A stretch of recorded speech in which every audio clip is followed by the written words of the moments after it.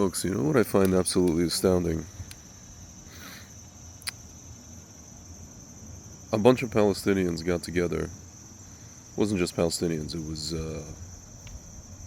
people from all over the Arab and maybe even all over Muslim world.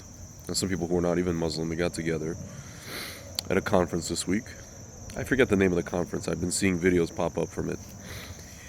And these are people who are sitting in America, right? And they're saying literally the most outlandishly militant stuff you'll ever hear, regarding what needs to happen to America, what needs to happen to Israel, just what needs to happen to the Western world, right?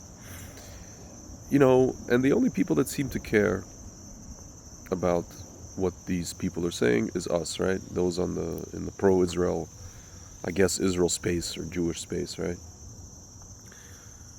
No one else is really paying attention. And if they are paying attention, and if they hear that somebody calls them out, somebody like me or other people call those people out, they'll say, "Oh yeah, well, those people are just expressing their, opinions, and they have a right to assemble, they have a right to free speech and all that kind of stuff," which they do. But my friends, it's astounding to me that these folks like this, the ones who held this conference, right? They've been talking like this since way before the state of Israel, right? They've been behaving like this probably since the year, when did Islam first conquer anything? The late 600s, early 700s. So they've been behaving like this for a good 1300 years. And apparently everybody thinks it's okay. These days everybody thinks it's okay. But guys, heaven forfend, someone like me, or someone like, I don't know, like a politician in Israel or other people on the internet come and say, "Oh, we have to reverse, the injustice that was done in 2005 when we removed Jews out of Gush Katif, out of Gaza. We have to take back Gaza. We have to, take the part of the Hermon, the other side, the Syrian side. We have to take a certain part of, Lebanon, right? We have to annex Judea and Samaria." Folks, heaven forfend that a Jew comes and says, we have to do things that strengthen the Jewish and the position of Israel, basically, but the Jewish position around the world. Or even the Jews should defend themselves, in different diaspora countries. Folks, I get the feeling that Jews in the Galut, in the exile, in the diaspora, and even in Israel, have been literally taught. And folks who are watching this, who are not Jewish, who are Christians, I'm not trying to offend you here. They've been taught the wrong religion. They've been taught Christianity. They've been taught the whole turning the other cheek thing. They've been taught, not my Judaism. We don't do that. Folks, nobody calls out our enemies for being quote-unquote extremists when they say, "Free Palestine." Well, what does Free Palestine mean? It means ethnically cleanse every Jew out of Israel, right? And if it's Hamas saying that, it means kill, unalive every Jew in the world. Folks, we're not talking about unaliving every Arab or every Muslim in the world. Honestly, I that's not what I'm talking about. I don't know about other people. We're talking about literally looking into the Torah. The Torah has very clear, delineated lines of what Israel is, of what the land of Israel is, where it is, and where it isn't. It doesn't expand to the entire world, right? And there's commentaries, yeah, when Mashiach comes, the whole world will be Jerusalem, etc., etc. I get it. Right? The whole Israel will be Jerusalem, the whole world will be Israel. That's a separate thing, folks.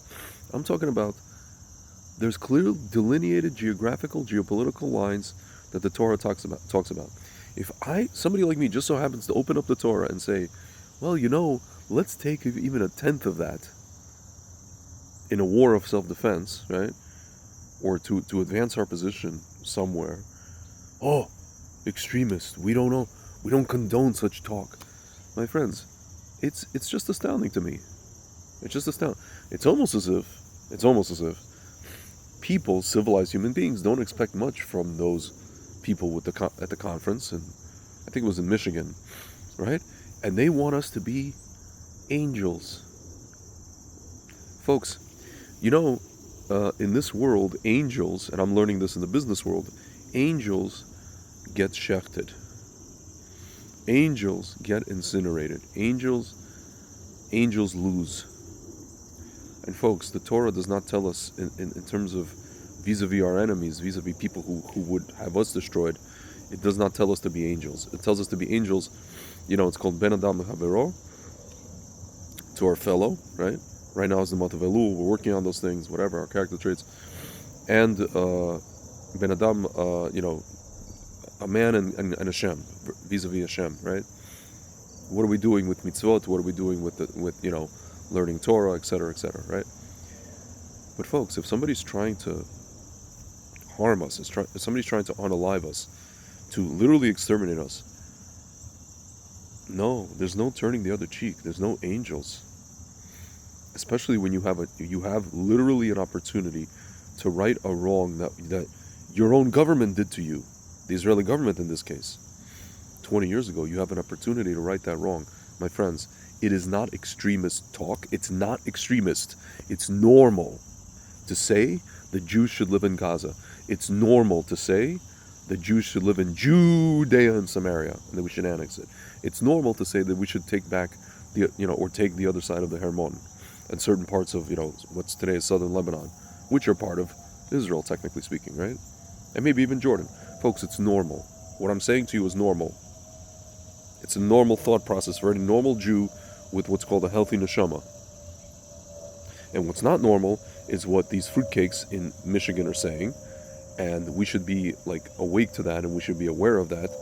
And if Jews live in a blue city, what's called a dumb blue city or a dumb blue state, they probably should get up and move. And I'm talking to myself right now, guys.